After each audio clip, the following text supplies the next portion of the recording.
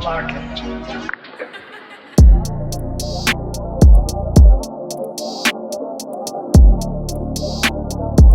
y'all, welcome back to another episode of Blunt Talk Podcast.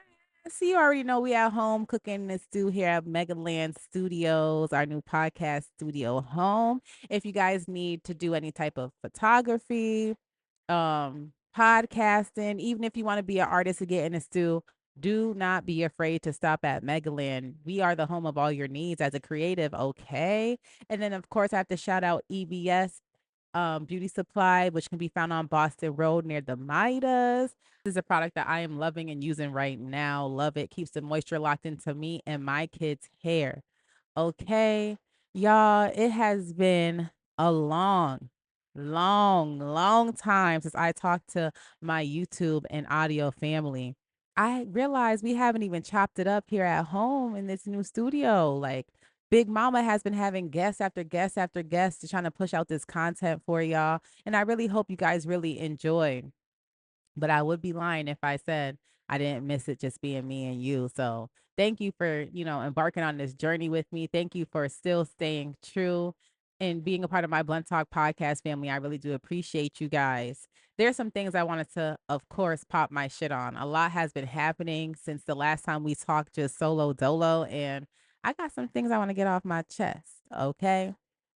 Um, so first, if you follow me on my Instagram, which is underscore Blunt Talk Podcast, I'm pretty sure you already heard me say this, but I don't give a fuck because I'm gonna say it again.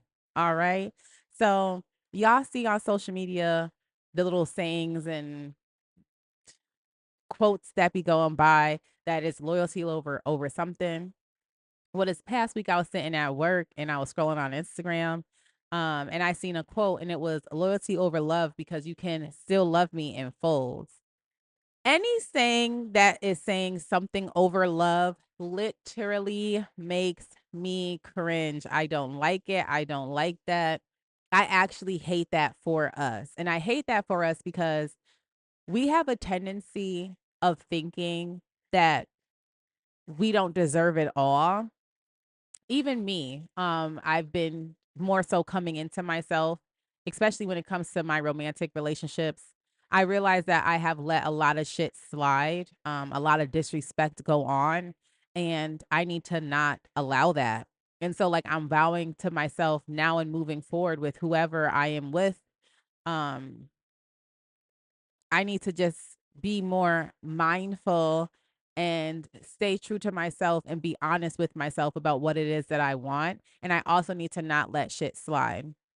On the previous episode that you guys just seen, when I was talking to Molly, I said that guys have a tendency to put females at a standard. And then once a man or once we do something that is deemed not okay in that man's eyes, that standard then goes down and they can't put us back on that pedestal.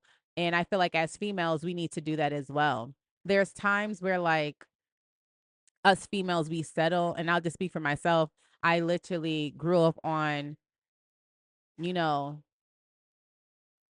growing through all the pains with your man, whether it's good pains, bad pains, toxic ass pains that you go through that and you grow through that with your man. And realizing now I don't want to do that.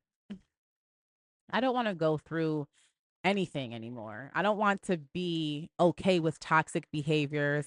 My cousin said it best. If you didn't handle me with care the first time, you most certainly cannot and will not get the chance to handle me with care the second time. And so when I think about these sayings, it's putting me into my new grown woman esque mindset where it's like, nigga, I want it all. I want loyalty, love, respect, humility, human decency, compassion. I want it all. And I'm not going to stop until I get it all.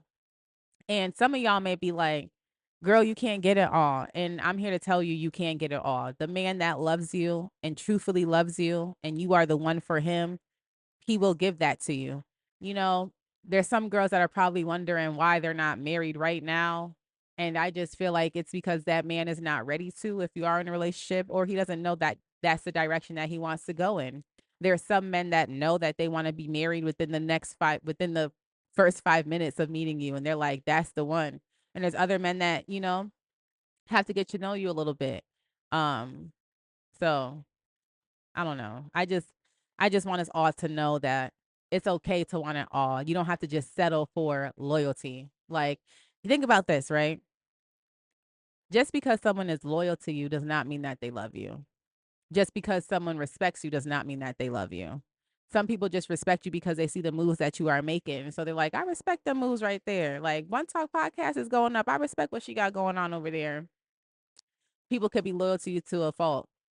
And that, again, doesn't mean that they love you. And so I just want us all to understand that we could get it all. Okay. People literally do what they want to do for the person that they want to do it for. Okay. Another thing I want to touch base upon is I know you guys seen Tyrese's clips from the Breakfast Club interview going around where he is crying. Yes, another interview with Tyrese is crying. People were cracking jokes about it. And the very first question that I have is, why are you clowning him for crying?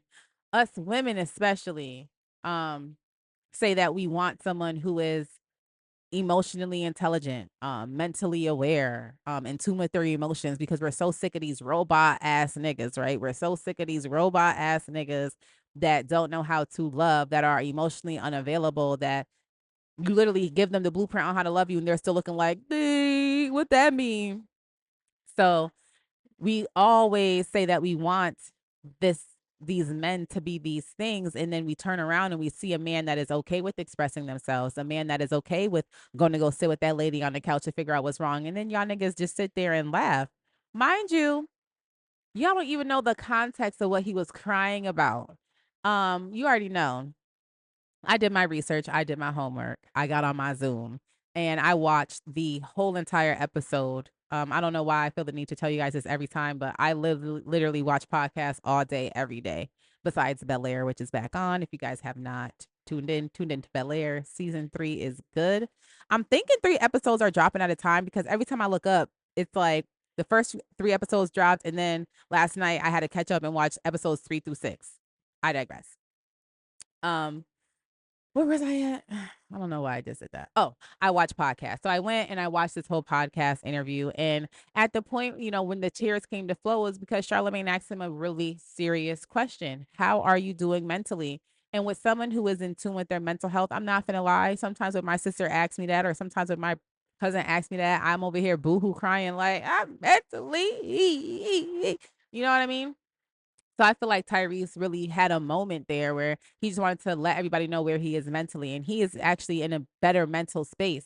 The overall concept, if you will, of that episode was to address his new music that is coming out, and he has a new album that is coming out. I believe it's called Beautiful Pain, where he uses his craft as his diary to basically express his emotions. We know that he recently was divorced and his ex was keeping his daughter from him and stuff like that. So I'm pretty sure that he includes that on his project. And I feel like just because that body of work was pretty emotional and, you know, that body of work allowed him to express himself in ways that he wasn't able to express himself, especially because the social media people be laughing at him. I feel like that body of work for him is very special. And so it also makes him a little bit emotional. One thing that I actually really, really, really, really, really, really loved about the episode was he kept saying, I'm not in a popularity contest. Um, and I feel like that's important within this generation. The girl who is standing in for Jess Hilarious as she is on her maternity leave, she was like, he made a comment, this bracelet's not real. And she was like, you don't think I could tell? These earrings aren't real. Charlamagne said, really? She said, you can't tell. And he's like, no, like he goes, I actually have the money, so I don't need to look like money. And on top of that, you know how much times I bought an expensive bracelet and I lost it? The fuck I look like buying that back with the money that I have. Like he has the money. He just doesn't need to look like money. And I feel like that's gonna fly over a lot of y'all heads. A lot of y'all heads. He doesn't need to look like money because he has the money. What is what is the obsession with looking like money when you don't have money or looking like money when someone does have money? I don't know if you guys noticed, but the billionaires and millionaires don't even look like they have that much money. They walk around in Skechers with some dad jeans and a striped shirt. Okay. They walk around with some Sperry's on, some cargo pants, and a little button up. Like they're not iced out from head to toe. That's not the only celebrity that does that as well. I think his name is Chad Ochocinco. He says that he learned how to do nails so that he can stop spending money on doing nails. He buys his jewelry from Claire's. Like there's people that just don't need to feel like they need to look like money. And I can honestly agree that's how I am. I don't need shit but my health, and my health mentally and my physical health, my emotional health. Like I just need all of that to be okay. I feel like we are living in a stage where people need to look like money to set up a front and to have a facade when people don't understand like you are money when you have your rent paid, your mortgage paid, your bills paid. When all your bills are paid, you got a roof over your head and food in your house, you're rich, you're wealthy. But no, people want that designer. People want those fucking necklaces blinged out to make them feel like that. And babe, that's not putting nothing but a target on your back. Okay. We need to be smart with investing our money. We need to be smart with putting that money away. I'm not saying you can't spoil yourself. Yeah, spoil yourself. Sometimes you deserve it, but let's always remember it's not what's on us, it's what's in us. Okay. It is not what is on us, it is what is in us. So I love that he kept bringing up that popularity context. I love it. I love how he also brought that up because a lot of people are literally rich off of just influence. Like they're literally just rich off of influence, meaning they literally got rich off of being that gal or them or that guy off of social media as opposed to actually having some meaningful influence. And I'm not trying to pocket watch or hate on nobody. It's just literally this is what I see and what I noticed. So it was very refreshing to hear that come from Tyrese. What I will say, and this is like a little sidebar for those who are in astrology, Tyrese is a Capricorn. I have dealt with the Capricorn, have experience with dealing with the Capricorn, and Capricorns are not that emotional. So for him to be that emotional lets me know that he is like mentally aware, and I love that for him. I just wish all other Capricorns would get on board. Um, so typically we have like a bluntly bite segment. And I do have a story that I do want to share for bluntly bites, but I'm going to share that for the next solo um date that we have because we've been having a lot of double dates lately. Um so on this segment of bluntly bites, it's going to be a let's be fucking for real right now. Those of you that know me personally know I love to say let's be fucking for real. But those of you that don't know me, now you're gonna get to know. So on Bluntly Bite, let's be fucking for right now. I just wanted to share my point of view and ask some questions, rhetorical questions, but questions nonetheless that need answers. So I need y'all to get ready, get y'all spliffs ready, get y'all drink ready. If not, just vibe out and let's dive into this segment. So the first question that I have on Bluntly Bites, let's be fucking for real right now, is what's up with everyone asking Googleable questions? Let me just go back. What's up with everyone asking Googleable questions on social media? That is sending me through a roof, and I'm going to tell you why. Um, we all have an iPhone or an Android. We all have a computer, whether that is a MacBook or whether that is a PC or whether that is just a regular laptop. Why are you guys skipping over Google, which is going to be Motorola, Fox? I believe Motorola Fox. I don't know, but Firefox. What is it? Google Chrome, Safari, if you will. So why are we skipping over those apps to hop on Facebook to ask a question to then wait for comments? Um, hmm. Hello? Hello, you all. Are you there? When did social media become a what's the word I'm looking for? Credible source. When did social media become that way? I'm still in college, and social media is so not a credible course, so a credible source. So there's absolutely no way in fucking hell I'm going to be asking anyone's advice on social fucking media. And it is so crazy because some people are asking legal questions on social media as opposed to just going on over to Google and typing in, hey, or even I'll do you one better. You don't even got to type. You can just say, Hey Siri.